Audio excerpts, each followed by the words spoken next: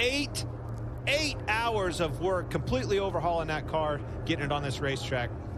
And here they come to the Geico restart zone. It'll be 93 laps to go.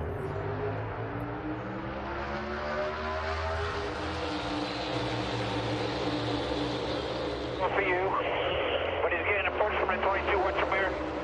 That's the 9 car. In line. Straddling 2 here. Now just a 5.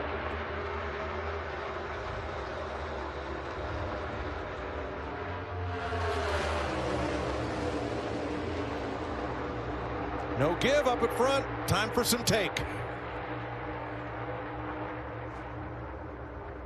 Just you and him, and 2 back to 9.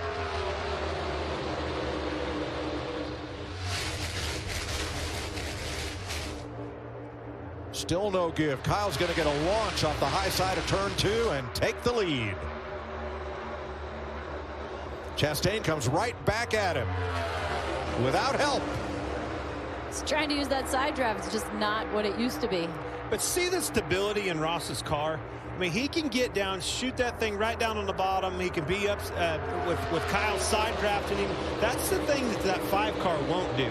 You know, every time Kyle tried to shoot down on the bottom and you know, make a pass, that thing would come out from underneath of him. You don't have that with this 1 car, Ross Chastain's.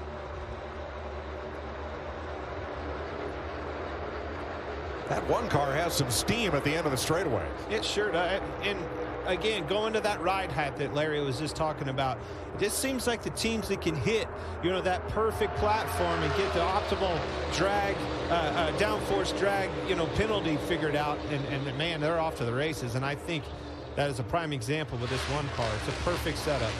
Would that take 3 laps of side-by-side until the lead sorted out? How about that? It's a good clean battle right there. But it also takes me back to the stability in that race car. The reason you're not seeing that is everybody else is on pins and needles, slipping and sliding around, tiptoeing around this racetrack. That thing is stuck. 4th place.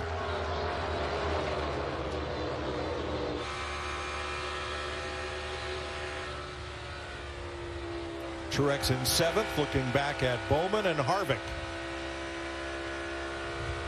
Think about it. That's what that rearview mirror sees. It gets to see like that view. That rearview mirror is something that they have in those cars now. Yeah, and that's a good point. You know, 2 different options. Still have the old school mirror, but we have a new camera with these cars that these guys can have inside there. And man, I've raced the Rolex 24 with a car that had that camera in it. And for me, it was hard to get used to. Yeah. It made it really wide, and it was almost kind of deceiving. I couldn't figure out what that car was behind me, or how close he was. And that's part of the problem Visually, these drivers are having with the camera. It's new to them, and those angles are different. It's a visually depth perception wise totally different than looking in the mirror, so you probably have to decide which one you want to use. I think that was a very good example of that wake, you know, and how defined the wake is behind him. You saw Ricky Stenhouse there get in the wake of Bubba Wallace and really shot him up the racetrack. Jamie? Bubba Wallace doing a nice job, just cool, calm, and collected all race, taking his time, being patient.